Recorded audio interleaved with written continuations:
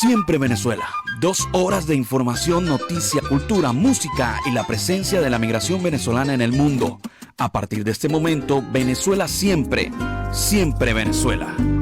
Bueno, tremendo tema para empezar la tarde, Manizales del Alma con Guayacán. De verdad que suena bien sabroso, provoca irse a una feria, estar en una feria bailando y disfrutando este momento. Pero bueno, estamos en Cúcuta y estamos en Venezuela, siempre, siempre Venezuela, iniciando la edición del día de hoy. ¿Qué tiene que hacer hoy?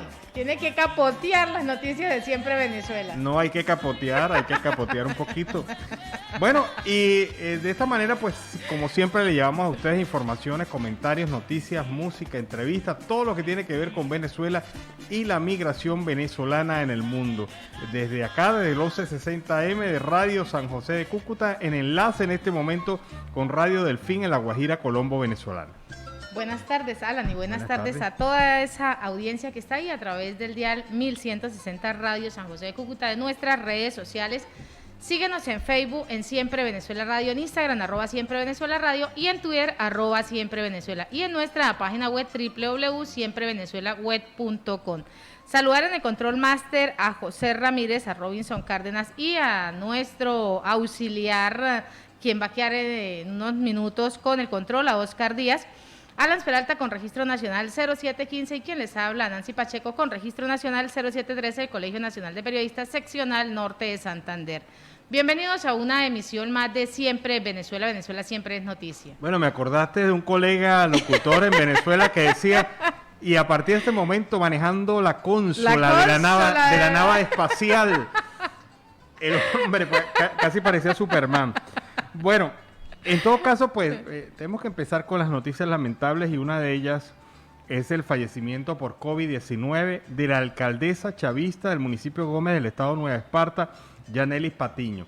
Según las informaciones que hemos recibido en la tarde de hoy, esta alcaldesa pues venía sufriendo de COVID-19 y lamentablemente hoy falleció, sumándose así a la lista de conocidos dirigentes políticos, sociales y económicos de Venezuela que han fallecido por culpa de la pandemia.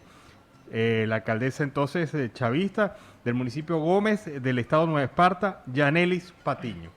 Y en otras informaciones, las FAN confirman bajas y detenidos en encuentros con estos combates en Apure. Pues a través de un comunicado oficial, la Fuerza Armada Nacional Bolivariana informó que en las últimas 72 horas pues, se han venido desarrollando cruentos combates con los grupos irregulares armados colombianos en sectores despoblados al oeste de La Victoria, municipio Páez de Apure, como parte de la operación Escudo Bolivariano 2021. Destaca el documento que en tales enfrentamientos han infligido un importante número de bajas en los precipitados grupos, logrando la destrucción de instalaciones temporales que pretendían usar para sus actividades delictivas. De igual modo, pues fueron capturados varios sujetos que están operando, aportando valiosa información de cara a las próximas acciones. Bueno, pero ya va, perdóname, si tú eres tan exitoso como dices en la nota esa de prensa del gobierno de Maduro, pues evidentemente lo hablas desde el primer día, lo cacareas desde el primer día. Exitosa acción militar. Pero resulta que esta información llega 3 días después de la noticia sobre la emboscada de una unidad de la Fuerza Armada Nacional. 28 militares quedaron bajo fuego cruzado en operaciones en el estado Apure, en una situación que dejó un lamentable saldo hasta el momento de 4 militares fallecidos, entre ellos el hijo del comandante de la Escuela Naval en Caracas. Ahora resulta que entonces se revertió la torta, entonces ahora los heridos y los muertos están en el otro lado.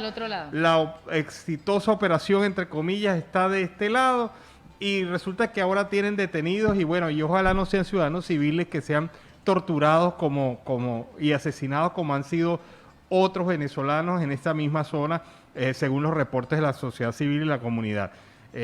Bueno, vamos a esperar a ver quién tiene la razón, quién dice la verdad, pero es tan sospechoso lo que lo están informando después de 3 días de operaciones, que uno llega a pensar que no debe ser tan cierto como ellos afirman que es. Y el SAIME reinicia este lunes la jornada de cedulación para los menores durante la semana de flexibilización que inició este lunes, y hasta el próximo 30 de abril las oficinas del Servicio Administrativo de Identificación, Migración y Extranjería pues estarán abiertas para la jornada de cedulación de los niños y entrega del documento por el terminal del número de la cédula. La información pues fue dada a conocer por el organismo de identificación a través de su cuenta oficial en las redes sociales mediante un comunicado, y dentro de esas medidas pues aplicarán la flexibilización de la cuarentena del COVID-19. Bueno, y adivinen qué, nuevamente Caracas, detonaciones con armas de fuego en La Vega, allí mismo, cerca de donde está esta banda que tiene tomado el control de la ciudad de Caracas. Por seguridad cerraron el centro comercial Galerías Paraíso esta tarde. Vecinos informan que hay una mujer herida en la Redonda de la India, quien fue trasladada a un centro asistencial por Policaracas y permanece estable. Al parecer, 2 antisociales abatidos sería el resultado de esta situación. Empezaron a disparar, hubo enfrentamientos y al parecer, hay 2 delincuentes que fallecieron en esta acción. Nuevamente, fuego y disparos en la ciudad de Caracas, específicamente en la parroquia La Vega.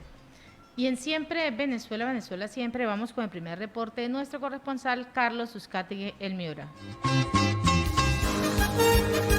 Saludos cordiales y una feliz tarde para todos desde Barranca, municipio de La Guajira. Carlos Uzcategui El Miura para el programa Siempre Venezuela, Venezuela Siempre, transmitido por Radio San José de Cúcuta 1160 amplitud modulada y Radio Delfín 1060 amplitud modulada en Riohacha, capital de La Guajira.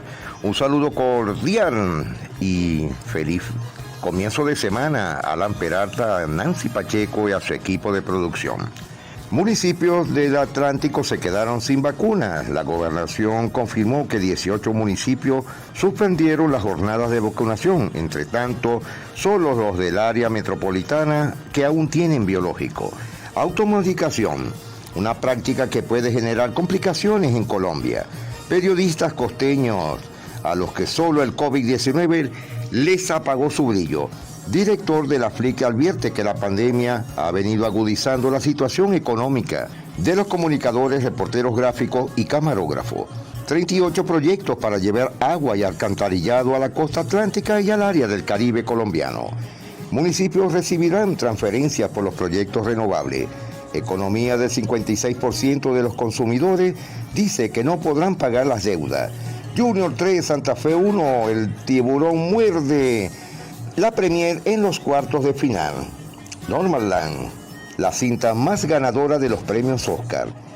Marcha. Comité asesor pide aplazar movilización del 28 de abril. Día de la Madre queda postergado para el 30 de mayo en Colombia. Confianza. El reto para integrar a los migrantes al sector productivo. Presentan querella contra proyecto de la mega cárcel. Programa de atención a la primera infancia ampliará su cobertura. Valledupar llegó al 99% de la ocupación de sus camas UCI. En polémico video, Aida Merlano reaparece en las redes felicitando a su hija en su cumpleaños.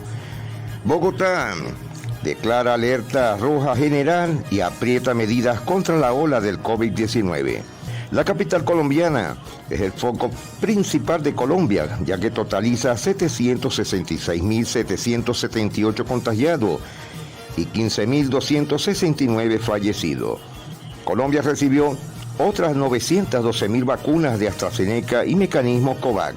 Con vallenato fue sepultada la ex alcaldesa Ruth Baradinelli.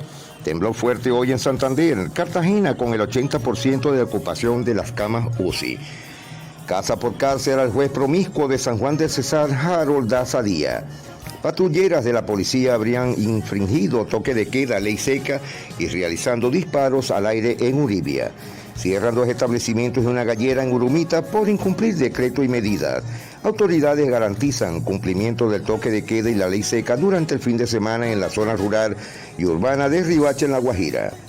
En zona rural de Maicao, la SIJIN incautó 222 kilos de marihuana en un vehículo. Capturados en zona rural de San Juan de Cesar, pertenecían al grupo criminal de atracos en el sur de La Guajira y en el Cesar. Ataque del ELN deja un suboficial del ejército muerto y 4 soldados heridos en el Arauca.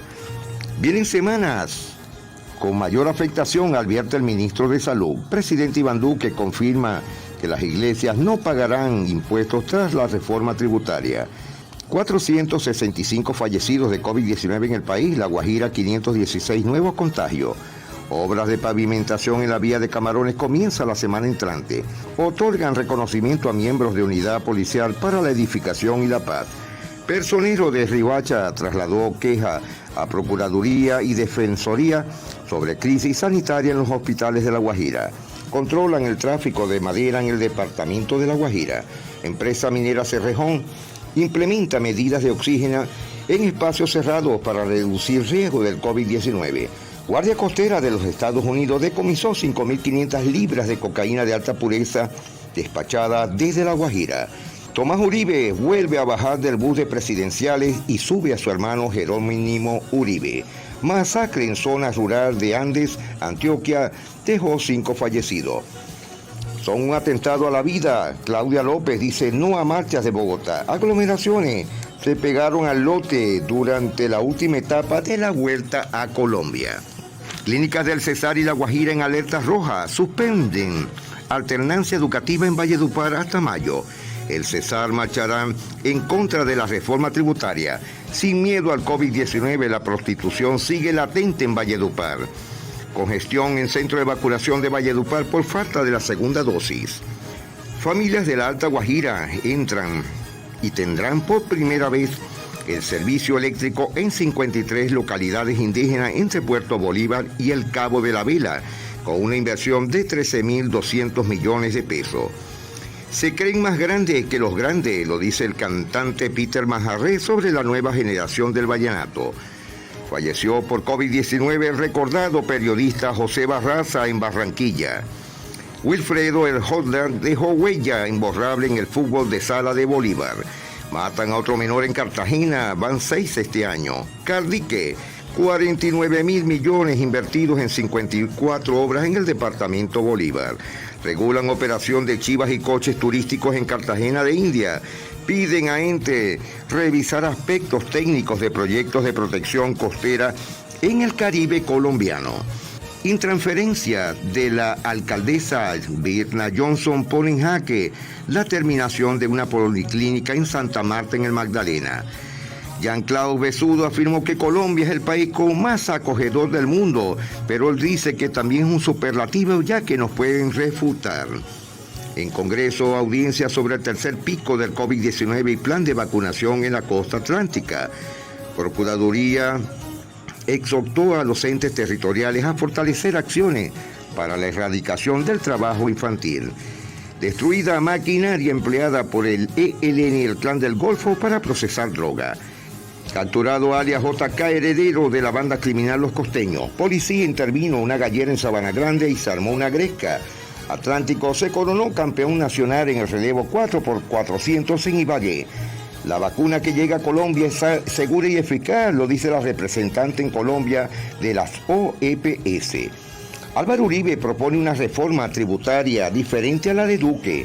La colombiana Nora Valdés ganó la Copa del Mundo de tiro con arco en Guatemala. A la cárcel Carlito Cabecilla de los Pachencha en el Magdalena. Estados Unidos y Colombia se dividen los honores en el Panamericano de Pesas.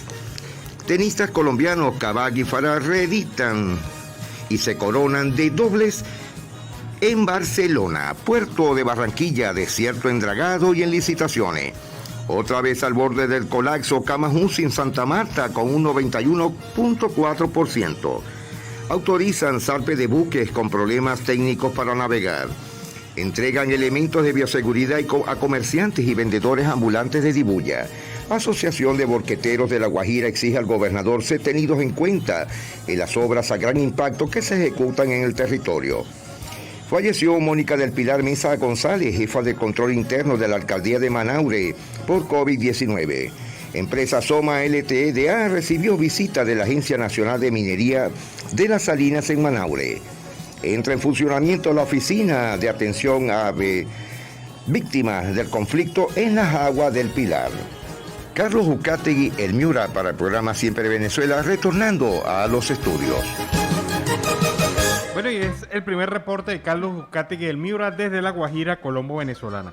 Y fíjate que a propósito de lo que veníamos hablando hace rato de la información y el tema de lo ocurrido en el estado Apure, ya está circulando en redes sociales y precisamente en medios de comunicación colombianos la siguiente información. Un alto oficial de la Fuerza Armada Nacional habría fallecido en el enfrentamiento en el que el 10º Frente de la FARC incautó, fíjate lo que dice el 10º Frente de la FARC, incautó 30 fusiles y encontraron 12 cuerpos más de militares venezolanos.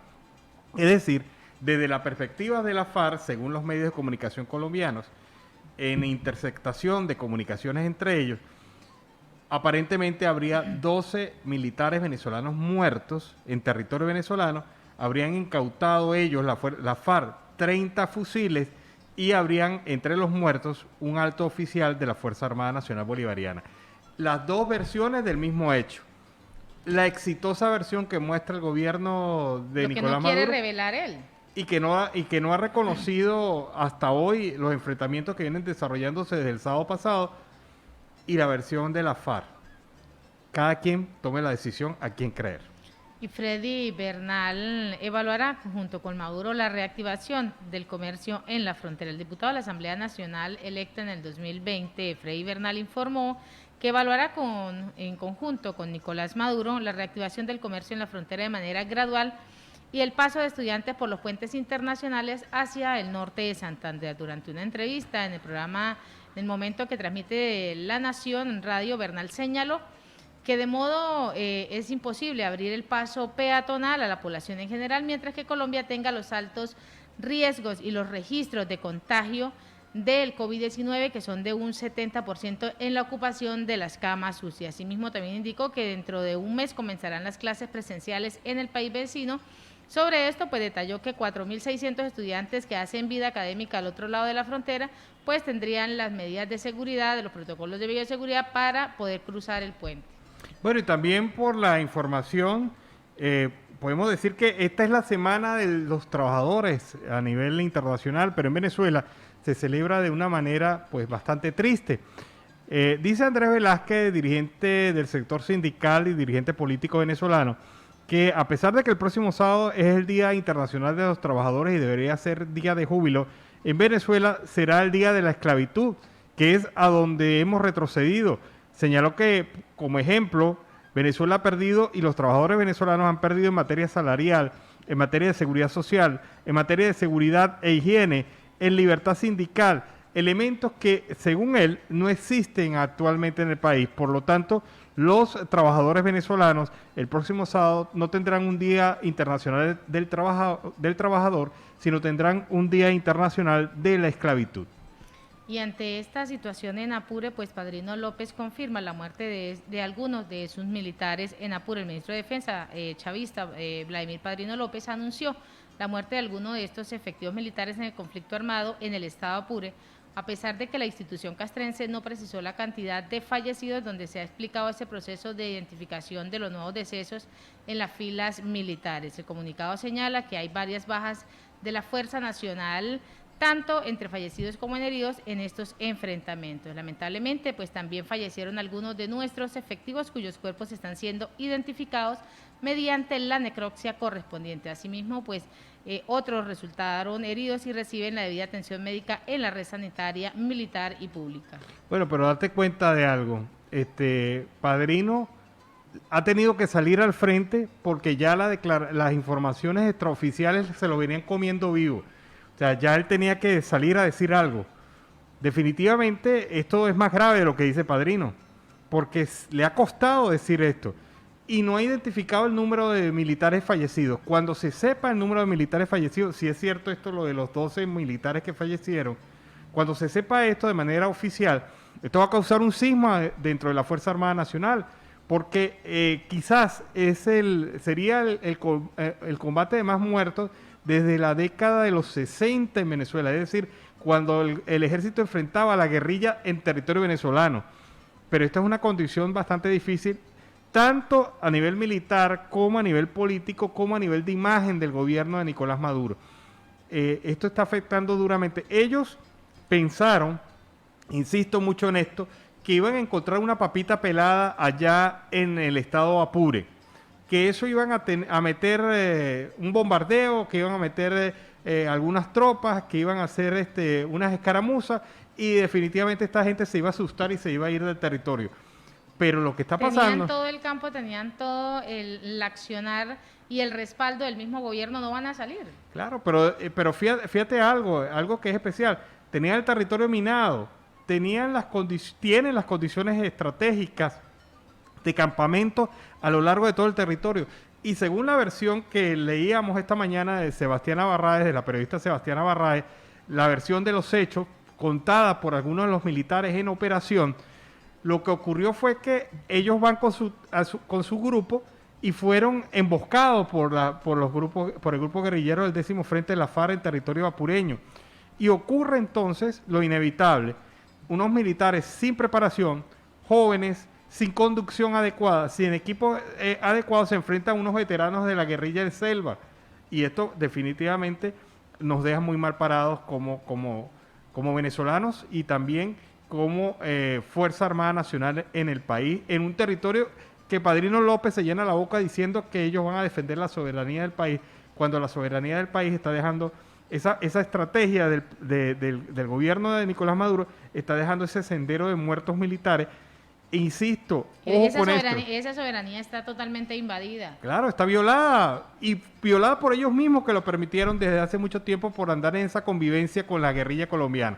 Es una situación de verdad bastante preocupante y que va a tener su impacto en la opinión pública nacional. Y en Siempre Venezuela, Venezuela Siempre, vamos a una pausa comercial y musical.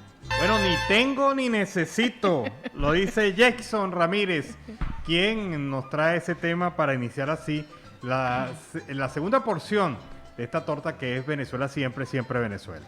Seguimos en Siempre Venezuela, Venezuela Siempre es noticia a través del dial 1160 Radio San José de Cúcuta, de nuestras redes sociales, de nuestra página web e igual en enlace con Radio Delfín 1060 AM. No permitiremos que el debate electorero nos distraiga de la crisis del país. Los señalamientos de Delsa Solórzano sobre la designación de un nuevo CNE. La Asamblea Nacional, instalada en el 2021, anunció que más de un centenar de personas conforman la lista de candidaturas a las rectorías del Poder Electoral. Delsa Solórzano, presidente del Partido Encuentro Ciudadano, hizo una serie de señalamientos respecto a la designación de un nuevo Consejo Nacional Electoral, CNE, por parte de la Asamblea Nacional instalada este 2021 por el chavismo. Al respecto, dijo que el único ente que puede designar al CNE es la Asamblea Nacional y ese proceso fue iniciado por la legítima Asamblea Nacional electa en el 2015. Bueno, y por quinto año consecutivo, un récord que para nadie es de envidia. Venezuela ostenta el título del país más miserable del mundo, según el índice de miseria económica 2020 desarrollado por el economista Steve Hanke de la Universidad Johns Hopkins y publicado en la revista norteamericana The National Review.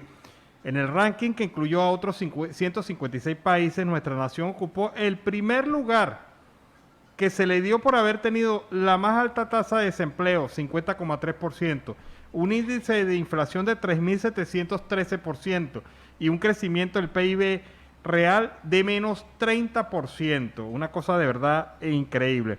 Dice el informe que los fracasos del corrupto Estado petrolero socialista del presidente Maduro han sido bien documentados, pero detrás del manto secreto que Venezuela ha revestido todas sus acciones, se produjeron cambios significativos durante el año 2020.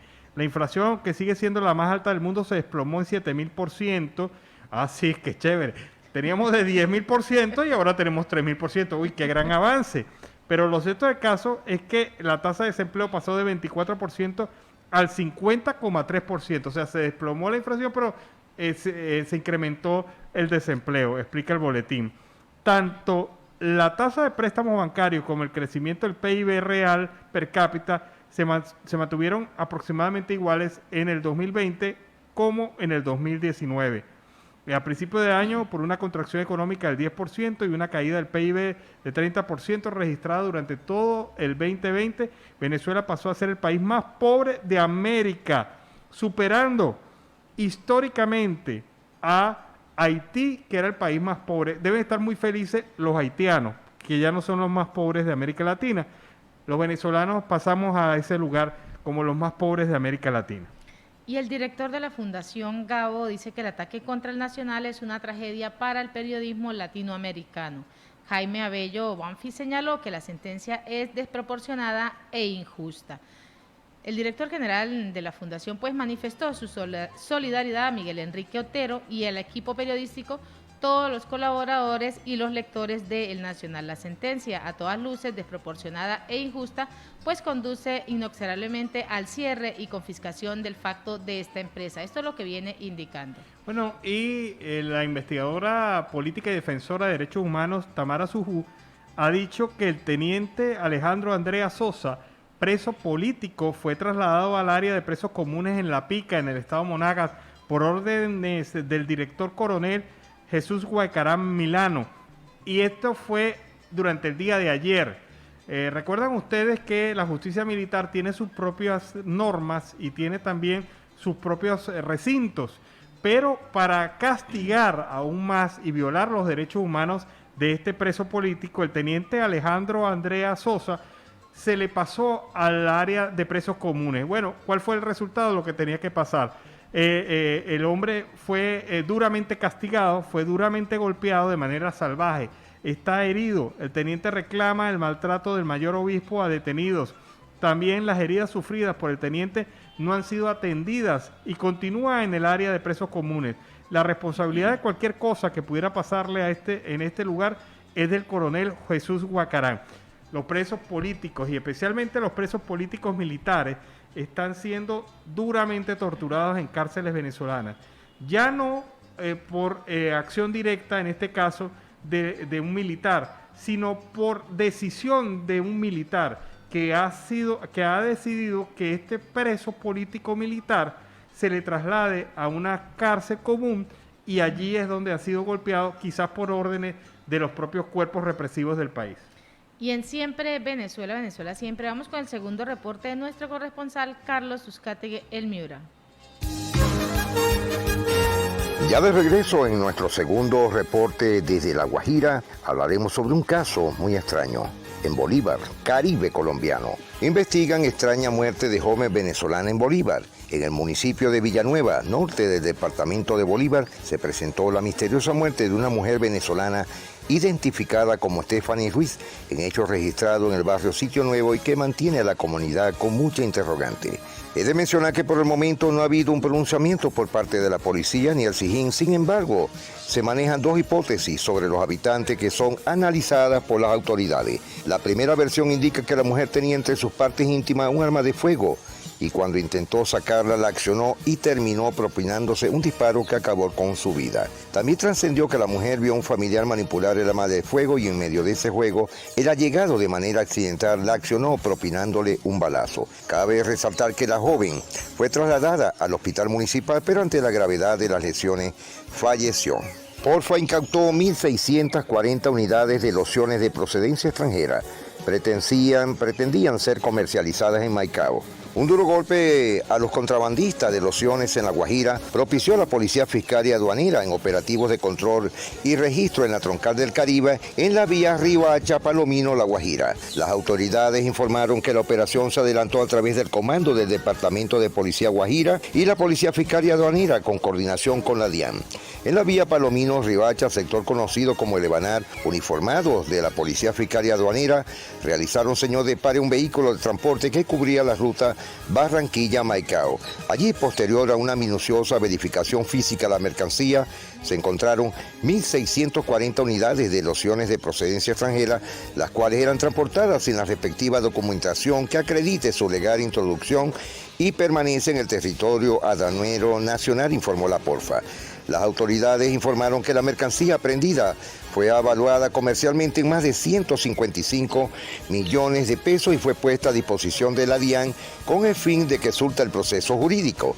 Estas mercancías serían, por supuesto, comercializadas en Maicao, en la frontera colombo-venezolana, teniendo en cuenta que no cumplen con los requisitos legales para su comercialización y estarían afectando la salud de las personas que las adquirieron, desconociendo, por supuesto, su procedencia y composición, afirmó la Porfa.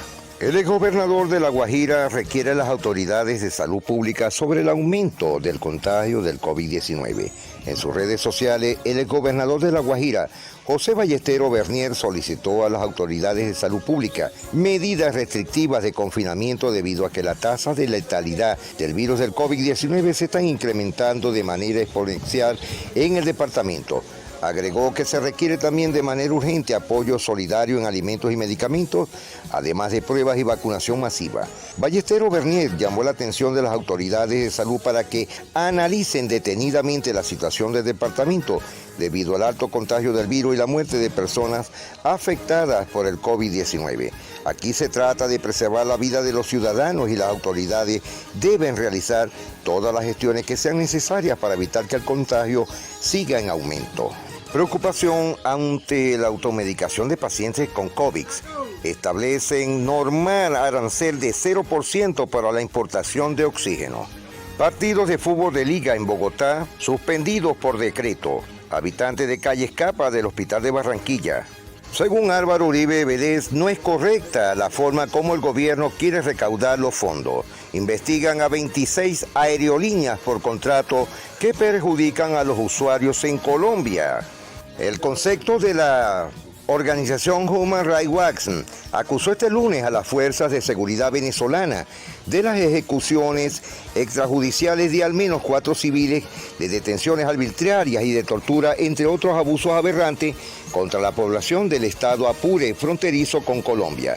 La organización enmarcó sus acusaciones en el contexto de la ofensiva lanzada en marzo por el gobierno del presidente Nicolás Maduro contra grupos irregulares en ese estado y pidió investigar el tema a la Fiscalía de la Corte Penal Internacional, la CPI, y a la misión de la ONU de determinación de los hechos para Venezuela. En su informe, la organización aseguró que el operativo venezolano derivó en la ejecución de al menos 4 campesinos, detenciones arbitrarias, el procesamiento de civiles ante tribunales militares y torturas contra residentes acusados de colaborar con grupos armados. Las atrocidades cometidas contra residentes de Apure no son incidentes aislados por agentes insubordinados, sino que son consistentes con los abusos sistemáticos de las fuerzas de seguridad del régimen de Nicolás Maduro, dijo el director para las Américas, José Miguel Vivanco, citado en el informe. El pasado 21 de marzo, la Fuerza Armada Nacional Bolivariana, la FARC, inició combates en Apure contra grupos irregulares que las autoridades nunca identificaron, pero que la ONG Fundaredes calificó de presuntos disidentes de la disuelta guerrilla colombiana de la FARC. El conflicto se extendió por casi 3 semanas y provocó el desplazamiento de más de 6.000 venezolanos hacia Colombia, según fuentes y datos de Fundaredes. La FARC aseguró que la ofensiva dejó un saldo de 8 militares y 9 terroristas fallecidos, así como más de 40 detenidos. La organización alega en su informe que muchos de los detenidos no eran miembros de grupos armados, sino de la población civil local, después de haber entrevistado a 38 personas que habrían huido de Apure, además de a 30 abogados, peritos forenses, líderes comunitarios, periodistas, autoridades colombianas y representantes de grupos humanitarios. Los desplazados entrevistados identificaron como responsables de los abusos a la FARC, a las Fuerzas de Acciones Especiales, la FAIS, de la Policía Nacional Bolivariana, a la Guardia Nacional Bolivariana y al Comando Nacional Anti-Extorsión y Secuestro, el CONAS. Las citadas ejecuciones fueron afectadas a 4 campesinos de una misma familia, en las que la FAIS se llevaron el 25 de marzo de su vivienda en La Victoria, indica el informe. Sus cuerpos fueron encontrados a 1,5 kilómetros en el ripiar con cortes, heridas de bala y presuntas luxaciones óseas. Peritos forenses concluyeron que la fotografía de los cuerpos sugiere que habrían sido movidos y que las armas de fuego y granadas que se ven junto a sus manos pudieron haber sido sembradas, señala el texto. Emir Remolina, de 26 años, reconoció los cuerpos como los de sus padres, su hermano y su tío, y al menos 13 personas entrevistados por la organización afirmaron que las víctimas no eran guerrilleros, sino campesinos que habían vivido y trabajado allí por más de 15 años. En La Victoria, en las zonas rurales del Ripiar, Los Arenales, La Capilla y La Osa, los agentes venezolanos ingresaron por la fuerza en varias viviendas sin una orden de allanamiento y detuvieron a sus residentes, en su mayoría campesinos. Los agentes ordenaron a los detenidos cubrirse la cabeza con sus camisetas y los golpearon, los arrojaron al suelo y amenazaron con matarlos, señala el informe. 2 detenidos que luego fueron liberados confirmaron que estuvieron retenidos en instalaciones militares y los abusos también incluyeron saqueos de su vivienda y la destrucción de efectos personales, comida y enseres del hogar. Son cosas de lo que está sucediendo actualmente de los informes de las organizaciones internacionales Alan Nancy. Carlos Ucategui, el Miura, para el programa Siempre Venezuela, Venezuela Siempre. Nos estamos despidiendo, será hasta mañana. Bendiciones para todos. Bueno, ha sido el reporte de Carlos Ucategui, el Miura, desde La Guajira, Colombo, venezolana. Seguimos con más información. Al menos 513 trabajadores de la salud han muerto por COVID-19 en Venezuela. Según la ONG Médicos Unidos, a causa de la pandemia del COVID-19 en Venezuela, pues han fallecido 513 trabajadores del sector salud, luego que recibieran la información de 14 nuevos decesos. Médicos Unidos alertó sobre el repunte de fallecimientos en su cuenta en Twitter, indicando que se acelera el goteo de fallecidos en el sector salud. Criterios para COVID-19. Bueno, y el defensor de derechos humanos y presidente de Fundarredes, Javier Tarazona, publica hoy en sus redes sociales lo siguiente: el sector La Capilla sería el epicentro de nuevos ataques de la FARC en el estado Apure. La retención de una aeronave de la Fuerza Armada Nacional Bolivariana por terroristas de la FARC, emboscada a una embarcación por francotiradores de la FARC, ha dejado heridos y muertos, y emboscada de pelotón fluvial B ha sido otra de las acciones desarrolladas por la guerrilla disidente de la FARC en el territorio venezolano durante las últimas horas. Una situación de verdad bastante grave, y rechaza de manera absoluta el comunicado de la Fuerza Armada Nacional Bolivariana firmado por el ministro de la Defensa, en donde, según afirma Javier Tarazona, se estaría ocultando el número de fallecidos y de bajas generales por parte no solamente de militares, sino también de población civil en este ataque de la FARC durante estos 3 días. Y denuncian que la gasolina que llega a la frontera es solo para el PSUV. Pues el secretario general del Encuentro Ciudadano y miembros del Frente Amplio denunciaron que desde hace 16 meses no se distribuye de manera regular combustible para los habitantes de la frontera. Dijo Parasquevas que la única alternativa de los habitantes de la frontera es comprar gasolina colombiana a dólar y medio por cada 2 litros. Advirtió que todo esto pues ha generado un ambiente total de anarquía, mayor contrabando y proliferación de las mafias de combustibles en el mercado negro. Esas mesas técnicas de combustible pues han fracasado y han puesto a nuestro pueblo de rodillas. Exigimos enfáticamente respeto y dignidad para la población de la frontera. Esto pues es lo que han venido expresando los diferentes miembros del secretario general de Ciudadanos, de miembros de este frente, que pues ven las irregularidades en el tema de la gasolina.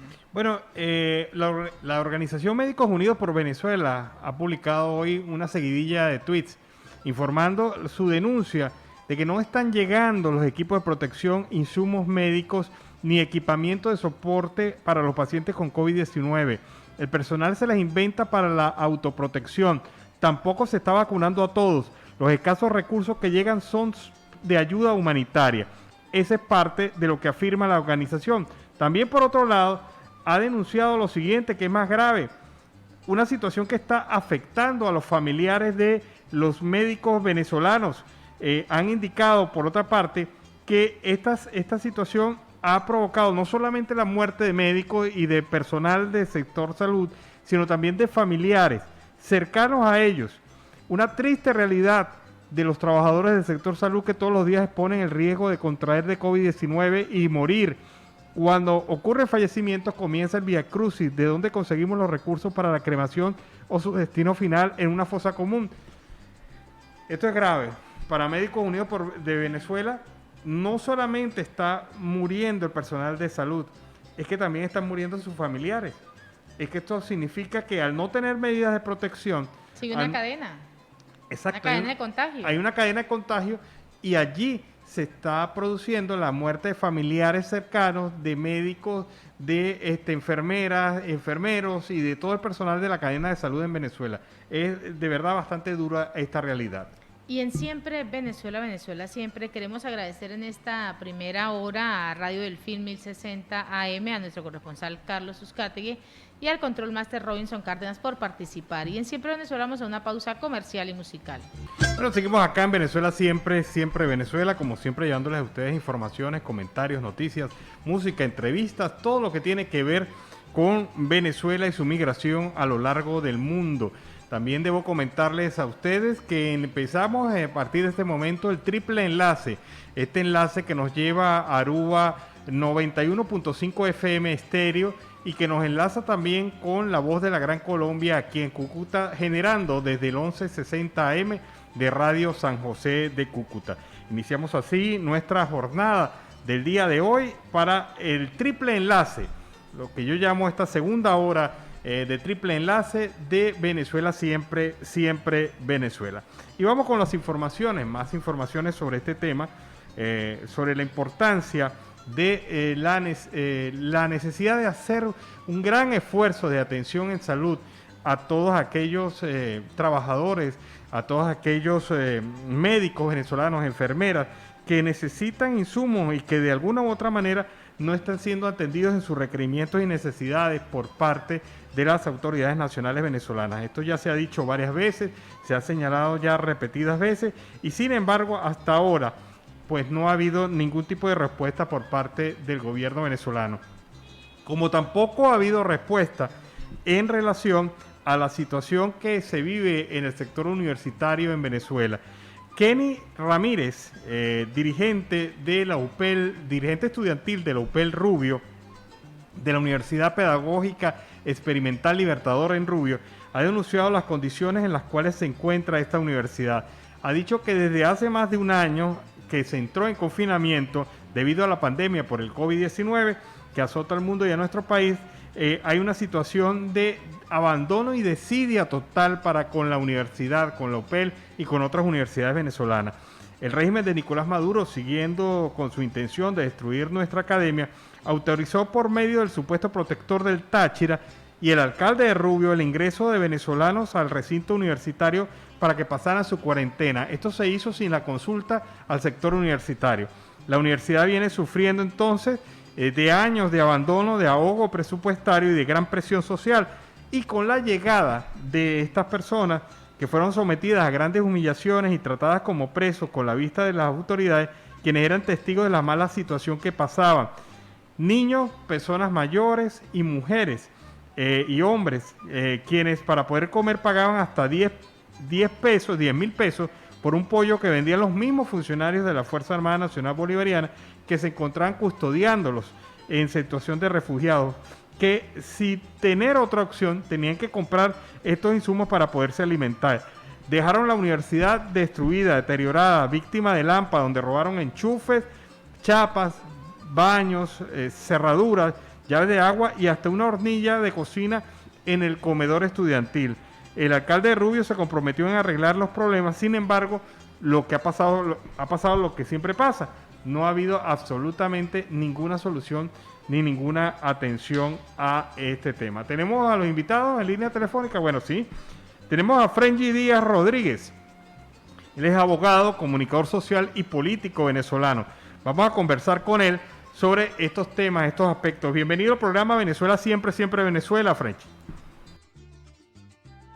Muchísimas gracias, hermano. Un saludo afectuoso, pues, a todos nuestros hermanos venezolanos, hermanos colombianos, hermanos latinoamericanos.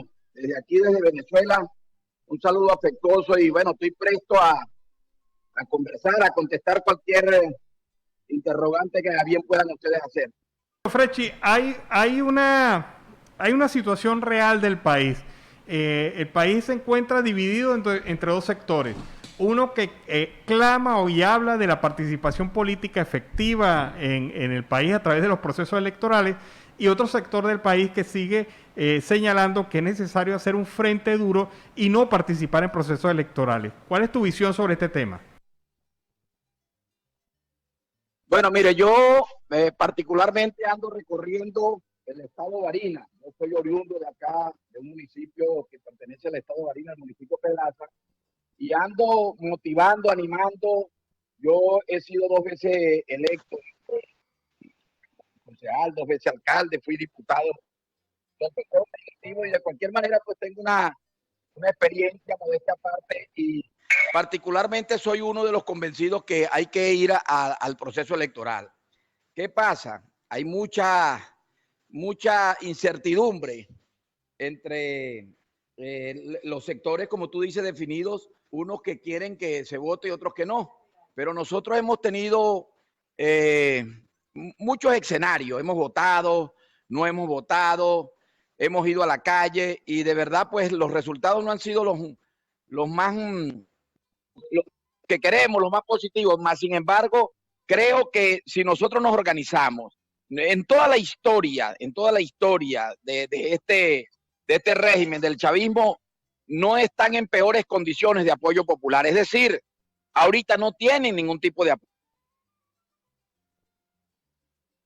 5 veces, si es verdad que ellos aplican el ventajismo, aplican, bueno, muchas cosas, pero nosotros tenemos que combatir y trabajar duro, batallar con eso, porque siempre lo han tenido. El gobierno aquí siempre ha sido un abuso de poder, los militares se han prestado para eso, pero en este momento la diferencia es tan demarcada. Estamos hablando de un 80-82% del pueblo venezolano que quiere un cambio, que quiere de verdad que haya un nuevo presidente en este país. Pues creo que el escenario de la regional constitución vigente, ¿verdad? Tiene que renovar autoridades para alcaldes, concejales, diputados regionales y gobernadores. Creo que no podemos dejar pasar eso, amén de lo otro que se pueda estar haciendo, del esfuerzo que está haciendo la comunidad internacional. Pero es que las elecciones acá son cada 4 años para esas autoridades y este año se le vence. Debemos de ir si nos organizamos, si vamos con un solo candidato en cada estado, en cada municipio, si preparamos la gente para defender el voto. Mire, mayoritariamente nosotros debemos de ganar entre 80 y 85% de las gobernaciones y la alcaldía de este país. Y eso sería como un plebiscito para Maduro, porque dentro de 5 meses, después de esas elecciones que estarían por el mes de diciembre, se activa el referéndum revocatorio, que también es constitucional. La constitución nuestra establece que a cada autoridad, después que ya se le haya vencido la mitad del periodo constitucional, se le puede activar, verá, un mecanismo que se llama referéndum revocatorio. Eso tiene un mecanismo de recoger una firma y cumplir con algunos requisitos que establece la ley. Y nosotros pudiéramos, lo más cercano está electoralmente, constitucionalmente, salir de Maduro más o menos para el mayo del 2022. Eso es lo que establece la ley. Pensar en otra cosa, bueno, todo lo que venga para la salida de Maduro, bienvenido, pero eso es lo que yo como abogado considero que se debe hacer. Ahora bien, ¿crees que hay ambiente para lograr y alcanzar en estos meses la unidad de la oposición? Sí, claro, ese es el objetivo. Diciéndole a todos los que posiblemente puedan ser candidatos a cada uno de los cargos que tenemos que luchar y además esas condiciones que siempre nosotros le exigimos al gobierno, al régimen, también el electorado nos las exige a nosotros, que es unidad,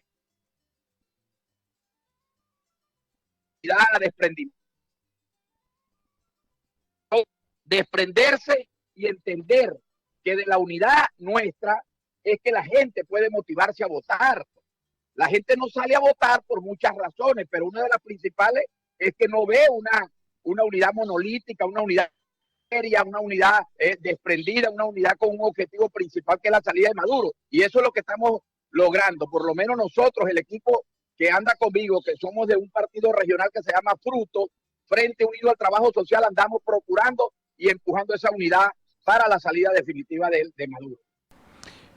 Ahora bien, ¿cuáles son los puntos prioritarios de la propuesta política que ustedes están haciéndole a su colectividad?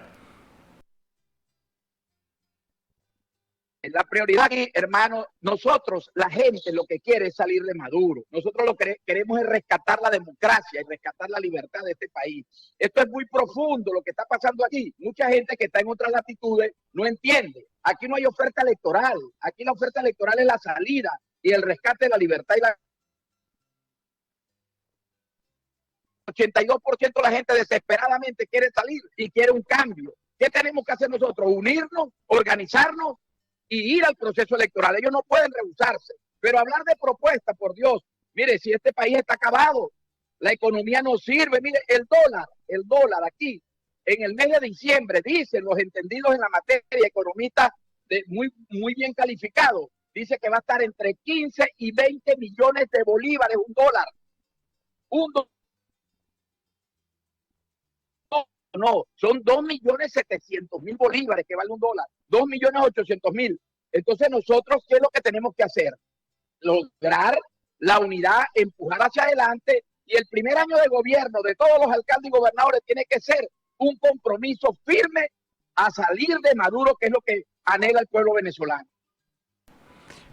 ¿Cómo emocionamos a la gente para que participe? Hay evidentemente pues mucho desencanto, mucha desilusión y muchos problemas en el país que para la gente común y corriente es una lucha cotidiana y eso los hace olvidar del aspecto político. ¿Cómo motivar a esta gente, Frenchy? Esa es muy buena pregunta. Ese es el tema a vencer. El enemigo político nuestro, adversario político en un proceso electoral, no es ni siquiera los candidatos del chavismo, es la abstención. Es que la gente por cualquier razón no vota. ¿Cómo hacerlo? Bueno, con mucha seriedad, con desprendimiento, con responsabilidad, hablarle al pueblo claro. Aquí no hay medias tintas, aquí tiene que salir. Yo por lo menos que ando haciendo asambleas de ciudadanos a lo largo y ancho del estado Barinas, he hecho más de 500 asambleas en 6 meses.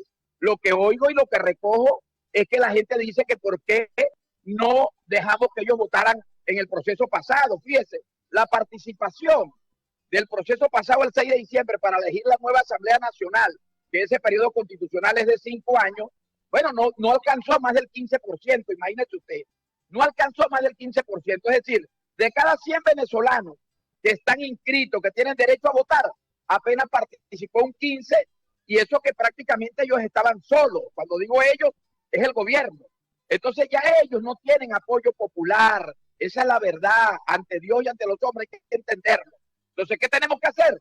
Decirle a la gente que nosotros hemos sido culpables de muchas cosas, que tenemos que reconocer los errores que se han cometido de unos y de otros, y todos tenemos que incluirnos para no ser excluyentes, pero que estamos dispuestos pues a ir a ese proceso. Yo les he dicho, nosotros tenemos que escoger un solo candidato a la gobernación. En el caso mío, estoy aspirando a ser gobernador del estado Barinas, pero si hay otra persona que está en mejores condiciones, si hay otra persona de la unidad, de la oposición, que esté mejor calificado por el electorado, hermano, yo lo que quiero,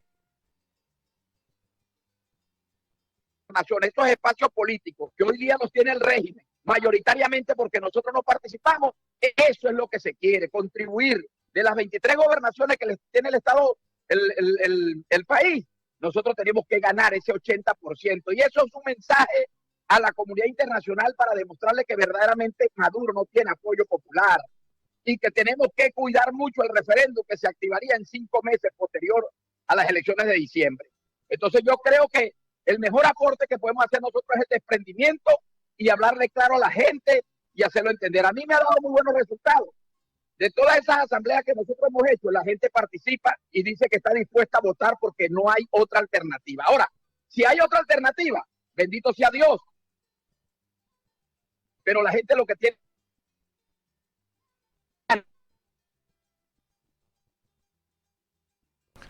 Hemos perdido la señal de Frenchy Díaz, candidato a la gobernación del estado de Barinas por un bloque opositor en el país.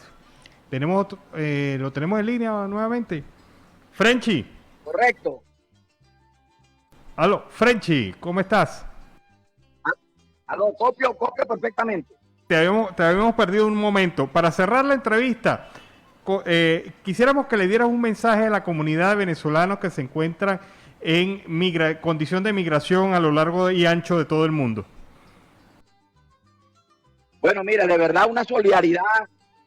Todos los días vemos cuántos venezolanos se siguen yendo, caminando de diferentes partes del país, y uno siente como vergüenza. De verdad, los derechos humanos están siendo vulnerables. Niños de 2, 3 años, ancianos, bueno, de todo tipo, gente con coche, en muletas, se están yendo, hermano, y se están yendo caminando por toda esa troncal 5, por las carreteras, todo el mundo sabe porque eso es público y notorio, pero yo veo que verdaderamente, chicos, el gobierno no ve y no deja de descalificar a la oposición diciendo que no, que eso son cosas arregladas, que son cosas que las hacen para perjudicarlo, y verdaderamente no se pone la mano en el corazón y determinar que hay una realidad. Y si aquí hubiese de verdad conciencia, ellos deberían de renunciar y que verdaderamente el pueblo escoja las nuevas autoridades que este país se enrumbe nuevamente al progreso y el desarrollo que siempre tuvimos. Muchas gracias, Frenchy Díaz, candidato a la gobernación del estado de Barinas por el bloque de la oposición. Seguimos aquí en Venezuela Siempre, Siempre Venezuela. Y en otras informaciones, muere una enfermera en el hospital de Guatire, en Loti Colmenares, por COVID-19. La licenciada en enfermería estuvo recluida en la UCI del Hospital General de Guatire, pero no resistió. La muerte de esta enfermera Colmenares, de Pinto, de 58 años de edad, pues fue reportada a finales de la noche del domingo 25 de abril en el Hospital General Guatire, Guarenas, doctor Eugenio, en el estado Miranda. La licenciada en enfermería pues murió de padecer 6 días de estar recluida en la unidad de cuidados intensivos del Hospital Centinela a la espera de los medicamentos indicados para su tratamiento. En el hospital de Guatire pues no hay medicamentos para el COVID-19. Eso que dice el gobierno, que a los pacientes se les garantiza el tratamiento, es una total mentira. Aquí se le pide todo al paciente y a sus familiares. Esto pues fue lo que talló una enfermera que labora en ese centro de salud, afligida por la muerte de su colega y compañera, y que pidió mantener su identidad en resguardo por temor a las diferentes represalias que pueda tener. Bueno, y la Iglesia Católica venezolana, específicamente en el estado Táchira, está preparando una actividad, una gran donatón para esta semana, con el objetivo de recoger recursos que permitan la compra de medicinas. El periodista Héctor Mora ha realizado un trabajo periodístico sobre este tema y nos envía un reporte sobre la campaña Compartir 2021 organizada por la Iglesia Católica Tachirense. Vamos a escuchar el reporte. Este próximo miércoles 28 de abril, el Cáritas Diocesano de San Cristóbal va a realizar un donatón por medicamentos. Al respecto nos va a conversar el padre Ricardo Ramírez, quien es el director del Cáritas Diocesano en San Cristóbal. Así es, bueno, agradecido por aprovechar este momento para así pedir la ayuda, pedir a corazones generosos que puedan brindar su aporte este próximo 28 de abril en las diferentes parroquias de la diócesis de San Cristóbal, Táchira, Venezuela, con el compromiso de poder recolectar la mayor cantidad de medicamentos posibles para así abastecer un poco los diferentes bancos de medicina que llevan a cabo las diferentes cáritas parroquiales. En medio de esta situación difícil que vive nuestro país y aquí también en San Cristóbal, pues queremos fortalecer estos bancos de medicina que por motivos a esta situación ya los bancos de medicina se han quedado ya cortos ante las necesidades que hay de medicamentos. Padre, ¿cuáles van a ser los puntos de acopio el próximo miércoles en San Cristóbal? Bien, los puntos de acopio, como lo dije, en San Cristóbal serán en el Obelisco, en Plaza Los Mangos, Plaza Bolívar, Elevado de Puente Real, en el Colegio de Periodistas y en Las Lomas, donde está la emisora Radio Natividad, la emisora católica del Táchira, que por cierto la emisora será la emisora matriz, ya que muchas emisoras se sumarán a este gran radiomaratón Medicinas para Salvar Vidas. ¿Cuál es la invitación que realiza a todos los sancristobalenses y de manera especial a estas personas que nos escuchan en la zona norte de Santander de Colombia, padre? Bueno, primero invitarles a que podamos dar ese granito de arena para así crear el gran banco de medicinas para el Táchira. Luego, pues ya que es un mensaje para nuestros hermanos de la República de Colombia, pues sepan que la caridad no tiene fronteras, que la caridad no tiene limitaciones, sino nosotros somos los que podemos dar esta caridad, hacer esta caridad en las obras sociales que la Iglesia Católica aquí en San Cristóbal está brindando. Y por supuesto, bueno, quienes a lo mejor, porque es difícil de repente acercarse aquí a al Táchira, Venezuela, para hacer llegar su donativo, pues manejamos una cuenta de modo que puedan hacer alguna transferencia, enviar algún aporte, para que a lo mejor no podemos, no tenemos un medicamento, pero de repente con un aporte económico podemos ayudar a esa persona que lo necesita, ¿no? La cuenta bancaria es, bueno, Banco Bicentenario, es una cuenta corriente. El número de cuenta es 0174 0147 0400 7337 1106, a nombre de Ricardo Ramírez, y el número de cédula es 23 540 149. Allí pueden hacer su aporte, su granito de arena, que sé que va a servir de mucho para las obras sociales de la Iglesia Católica. ¿De qué otra forma se pueden dar donativos en este Donatón Cáritas 2021? Bueno, existen las formas a través de las redes sociales, llevan a encontrar de igual forma las cuentas bancarias. Tenemos una cuenta internacional y también tenemos la cuenta aquí nacional, que pues bueno, invitamos a quienes hagan su donativo, pues puedan hacer llegar, ¿no? De repente lo que llamamos el voucher, para así entonces nosotros pues poder después reclamar el dinero a quienes nos están prestando estas cuentas bancarias y poder pues mostrar transparencia en aquello que queremos realizar aquí en San Cristóbal. Bien, esta es la información referente al donatón que va a realizar el próximo miércoles 28 de abril el Cáritas Diocesano de San Cristóbal. Reportó para ustedes Héctor Mora desde San Cristóbal, Estado Táchira. Bueno, es el reporte de nuestro colega periodista Héctor Mora sobre esta donatón. Así que si usted puede colaborar y quiere colaborar, pues ahí hay unos canales abiertos para apoyar la entrega de medicinas a los habitantes del estado Táchira que están en condición de vulnerabilidad. Y las cifras de muertos por el naufragio entre Venezuela y Trinidad y Tobago pues aumentó a 6. El viernes una embarcación que partió a este estado rumbo a Trinidad a unos 100 kilómetros de distancia naufragó, aunque se desconoce el número de personas que iban a bordo. Pues este lunes se reportaron 4 fallecidos en el reciente naufragio de una embarcación con migrantes que se dirigía a Trinidad y Tobago, elevando la cifra en las horas de la tarde, el saldo de muertos de 6 muertos en este naufragio. Bueno, y es una situación de verdad bastante lamentable, cómo el venezolano sigue saliendo hacia Trinidad y Tobago, a pesar de las noticias sobre cómo están tratando a la migración venezolana en esa isla, y cómo el venezolano se sigue arriesgando de usar vías como esta vía marítima, en condiciones a veces bastante deplorables, para intentar llegar y escapar.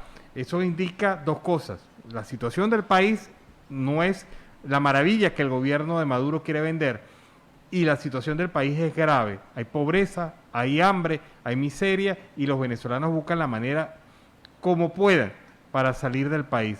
Ya lo decía este señor Frenchy Díaz, la troncal número 5 en Venezuela se ha llenado de caminantes que buscan llegar hasta esta zona de frontera, pero también las vías marítimas del país, desde Falcón hacia las islas del Caribe, Aruba, Curazao, y desde el puerto de Guiria en Sucre y otros puertos en venezolanos hacia Trinidad y Tobago.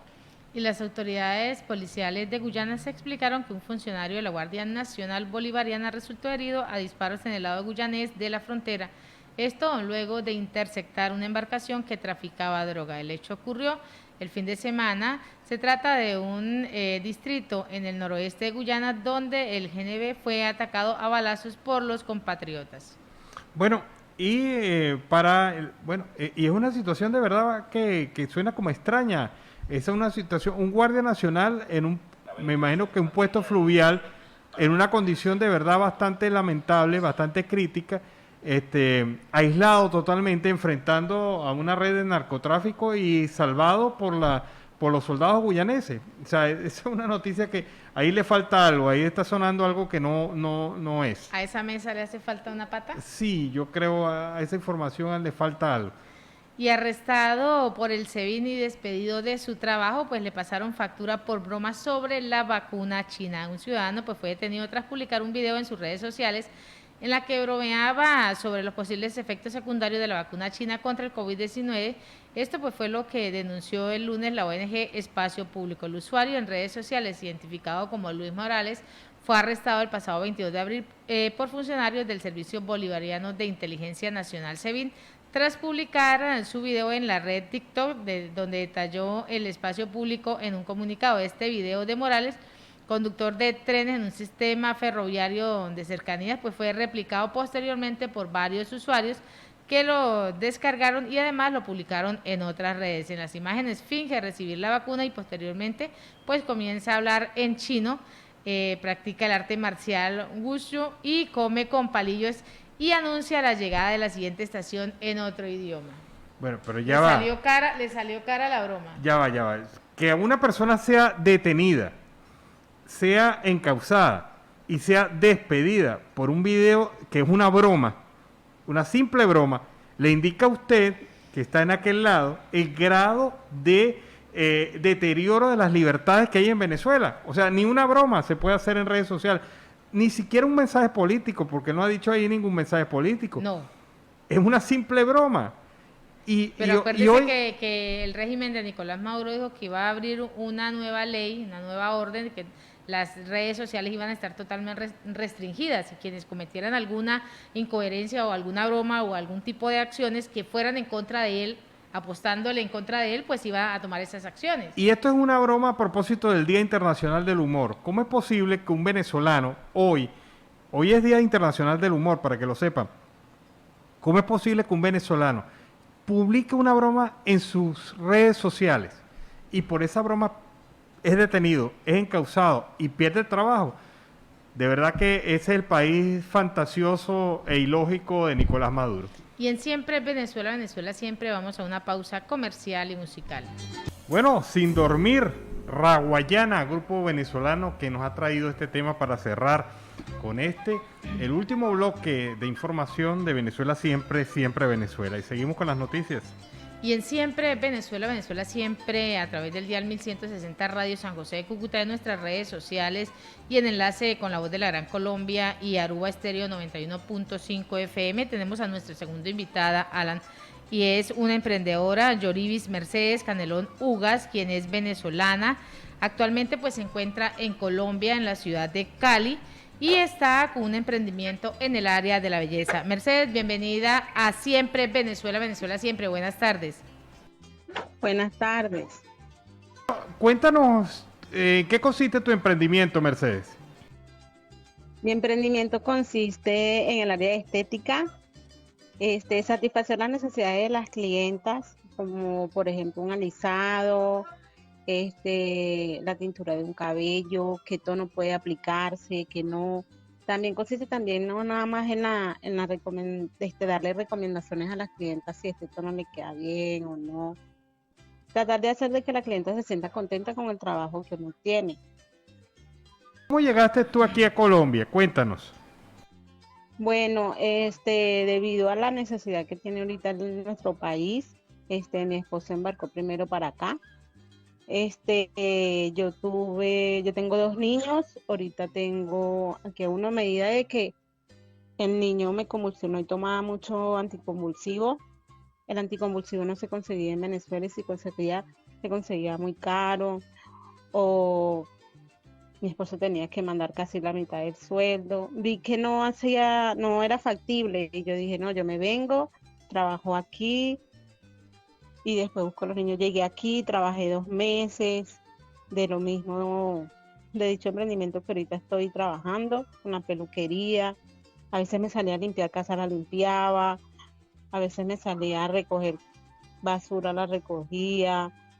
Con tal de yo por lo menos reunir mi pasaje para buscar a los niños, hasta que los reuní y aquí estoy con mis 2 hijos. ¿Y cuál ha sido, digamos, esa experiencia que has tenido como migrante? ¿Te han tratado bien? ¿Te ha ido mal? Bueno, cuéntanos tu experiencia precisamente como migrante venezolana. Bueno, en realidad a mí me ha ido bien.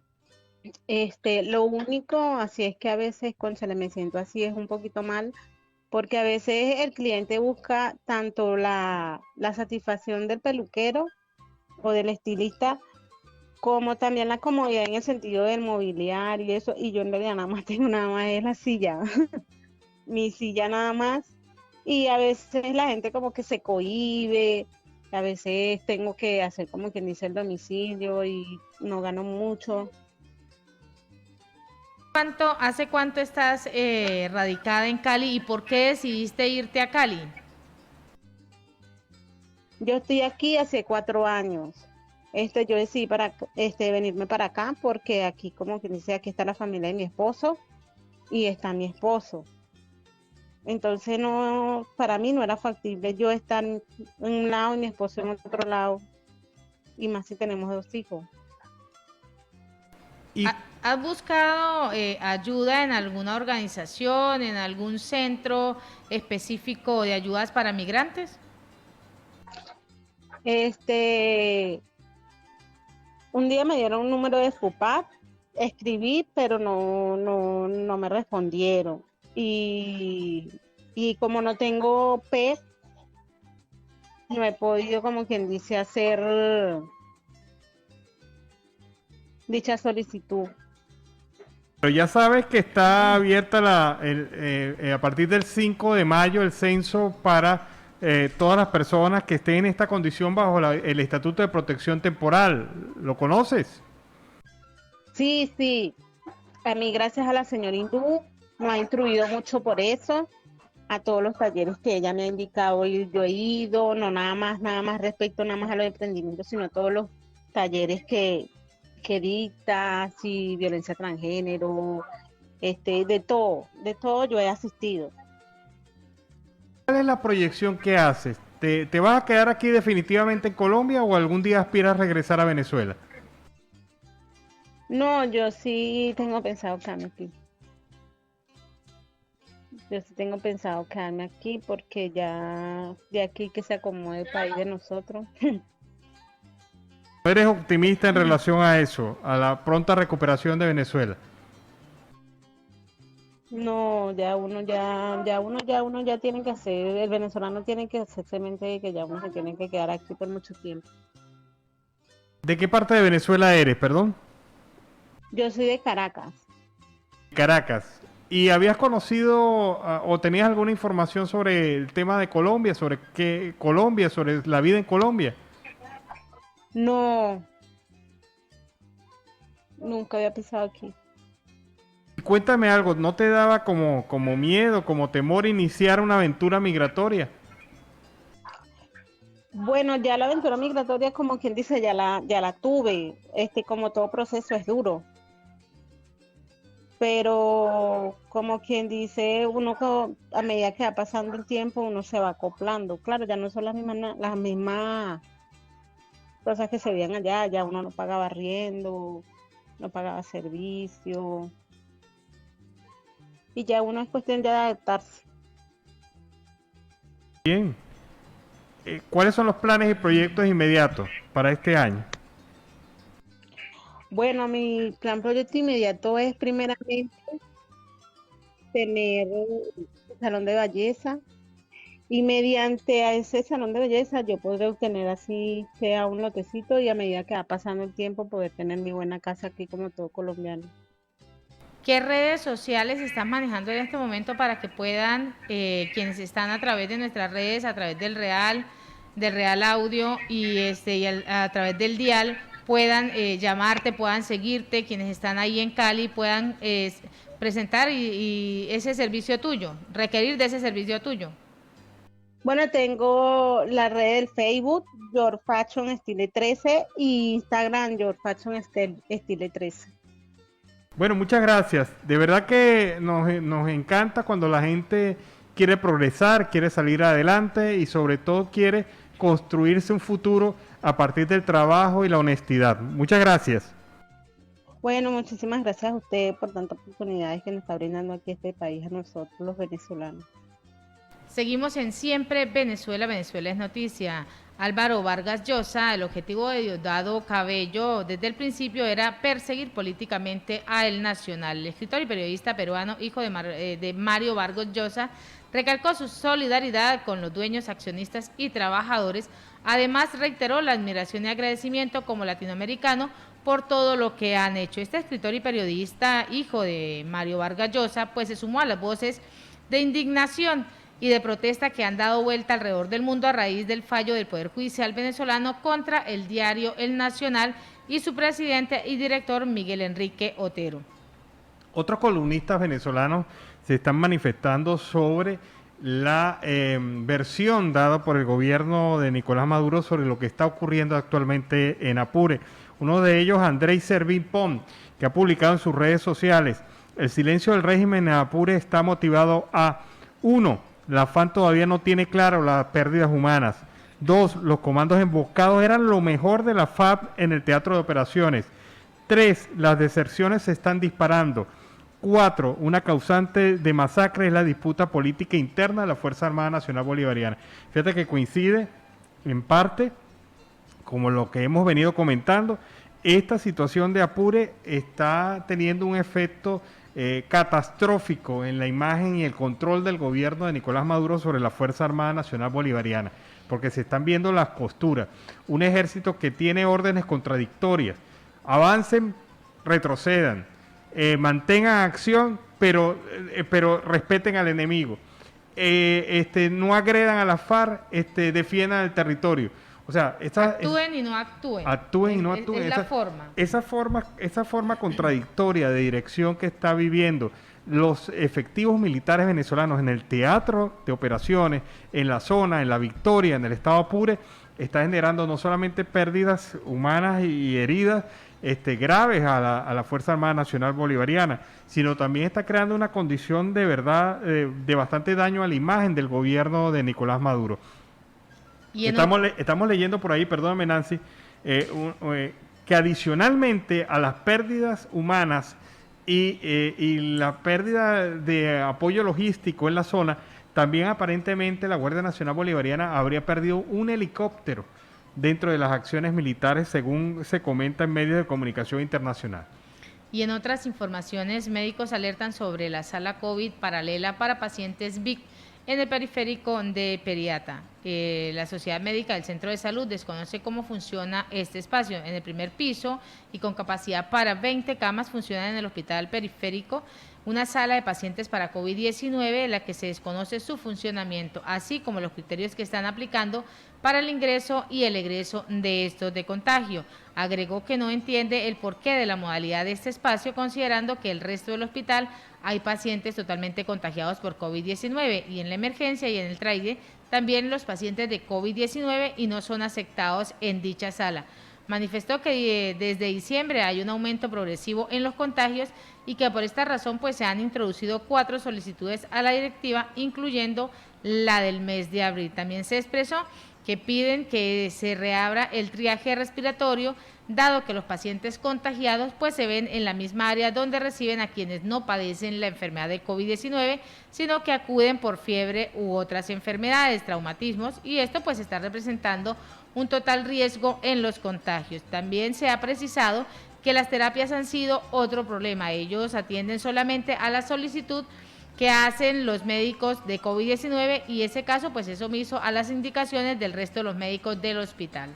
Bueno, y la organización Human Rights Watch ha publicado un informe sobre la situación de los derechos humanos en Venezuela y sobre la violación de derechos específicamente en la zona de Apure, en donde se están realizando estos enfrentamientos entre disidencias de la FARC y militares venezolanos. Tenemos un video que señala esta visión que tiene la organización Human Rights Watch sobre este tema y que respalda las denuncias que han venido realizando durante las últimas semanas sobre este tema. Yo miré cuando lo sacaron a ellos y empezaron a golpearlos en el piso, a mi esposa, que la culpan que ella era guerrillera, y entonces ya le decía que estaba embarazada porque ella tenía 1 mes de embarazo, y no, que dirás que ha muerto ese hijo. Durante años, grupos armados han operado abiertamente en territorio venezolano cerca de la frontera con Colombia. En marzo de 2021, en el estado venezolano de Apure, las fuerzas de seguridad venezolanas iniciaron una ofensiva contra uno de estos grupos armados. Abusos contra la población local y bombardeos constantes por las fuerzas de seguridad venezolanas han obligado a miles de personas a huir de Venezuela hacia el departamento colombiano de Arauca, cruzando el río que separa los dos países. Más de 5.800 personas han huido. Muchos viven en albergues hacinados, donde es casi imposible mantener el distanciamiento social para prevenir la propagación del COVID-19.